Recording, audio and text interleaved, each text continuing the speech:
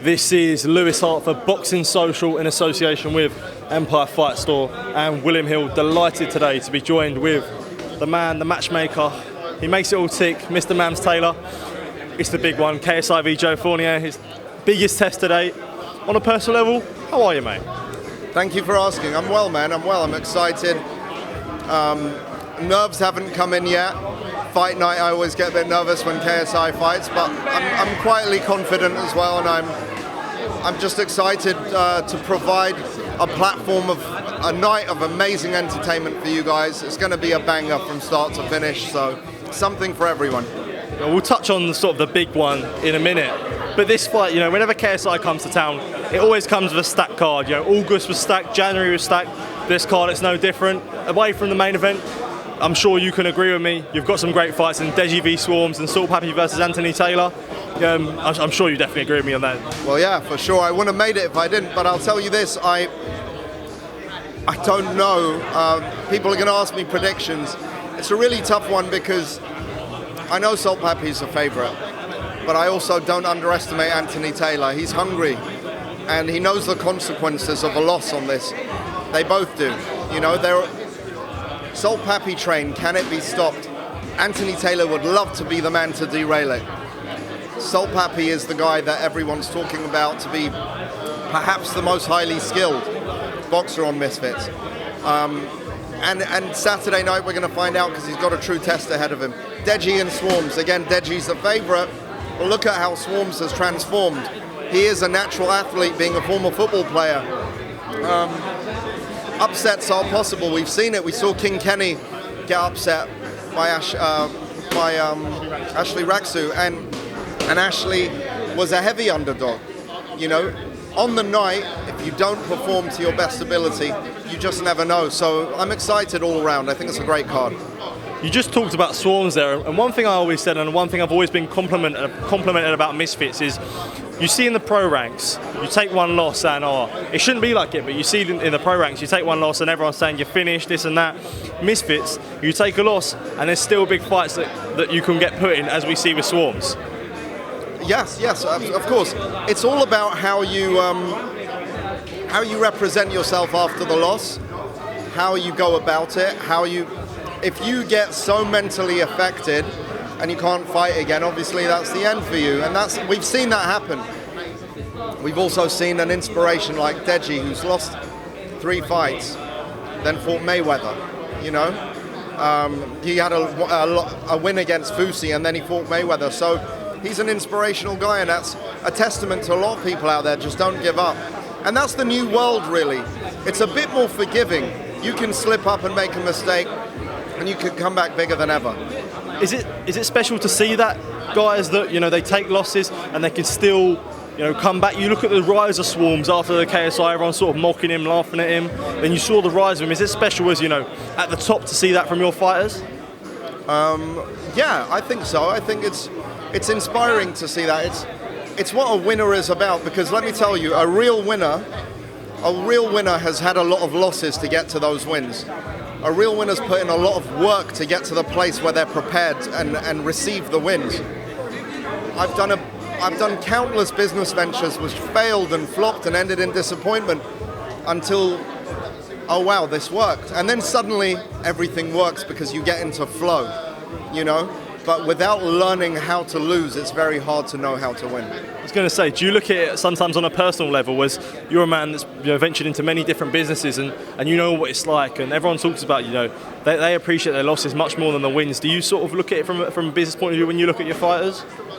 From a what? From like a business point of view, and just on a personal level, do you look at it? I think it's not business. I think it's a spiritual thing. I think you grow from losing sometimes if you're able to overcome your ego.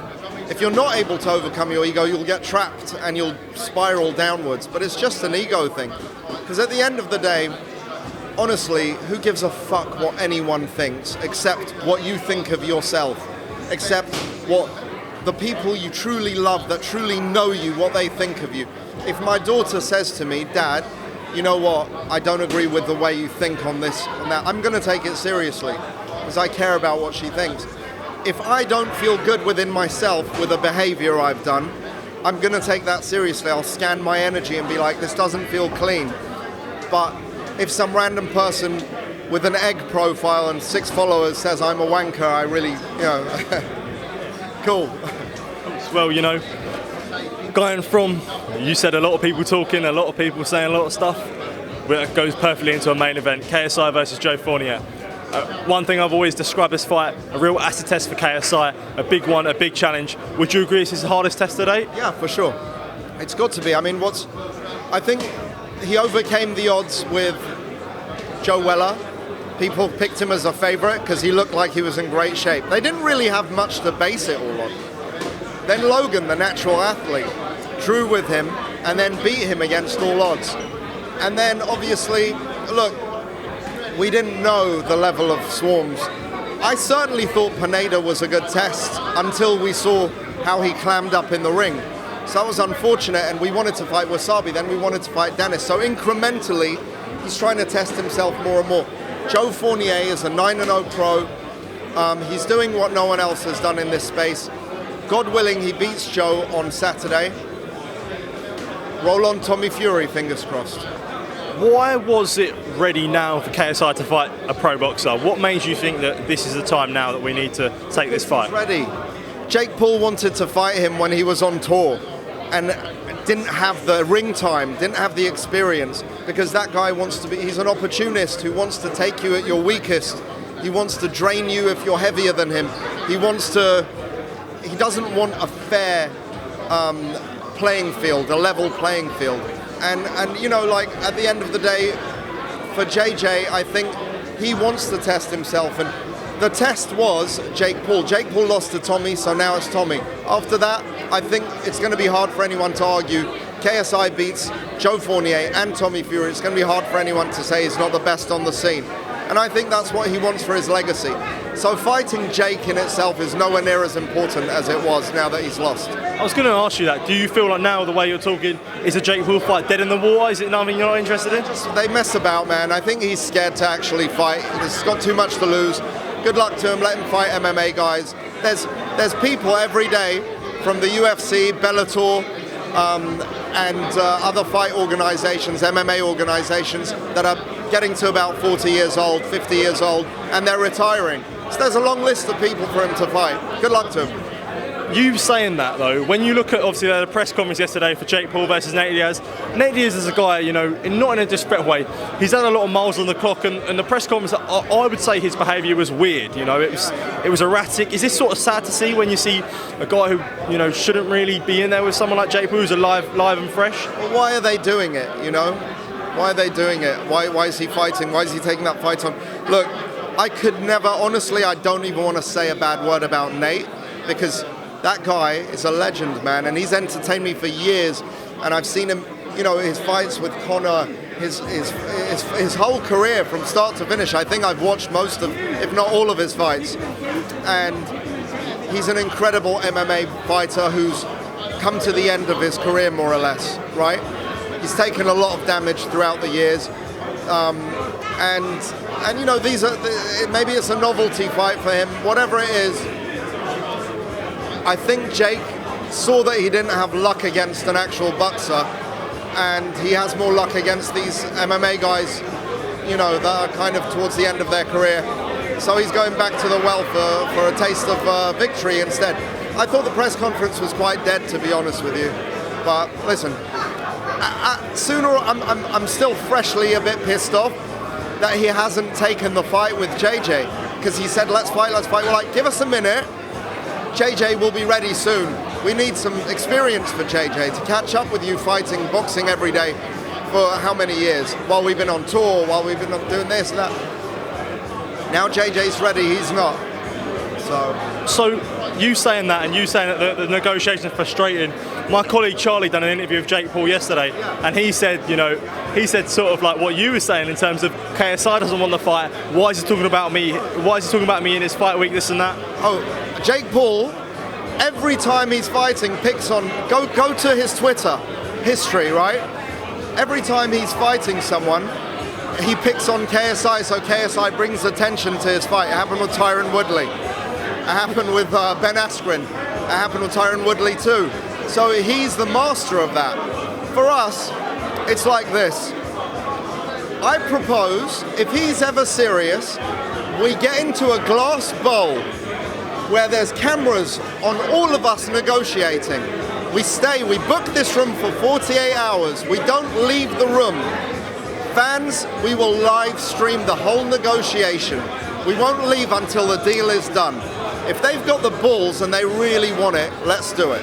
Is your problem with Jake Paul, or is it MVP as a whole, Nikisa, these guys? What is your sort of... Nikisa and I were getting along really. We've had our differences. We were getting along really well. We agreed verbally we agreed almost all the terms. You know what wasn't agreed? Tell you what wasn't agreed. The card. I said, you take the co-main event and we'll take the rest of the card as Misfits, and you take co-main event as MVP, or Misfits will take the co-main event and you take the rest of the card as MVP, one way or the other. The main event will go on BoxRec. It'll be 100% pro sanctioned by a governing body that is mutually agreeable to both parties. British Boxing Board of Control runs it. I'm in, we're in. No hesitation. But they might not, by the way. Okay? So, whatever it takes to make this happen. Jake Paul, Nikisa said, 185, 190 or whatever, on the phone, right? I said, well, we'd like 170 then. We came to a conclusion that 180 would work. Yes, we put a rehydration there that they agreed to, but I said, hey, if Jake comes to and this is on email, it's on paper, lawyer to lawyer, Jake wants to fight 177.5 with no rehydration, let's run that. So we gave options, and he said, okay, yes, I think we're there. Venue, all of this stuff, we booked everything, dates. Nikisa calls me after the Tommy fight, says, Jake doesn't want to fight KSI anymore.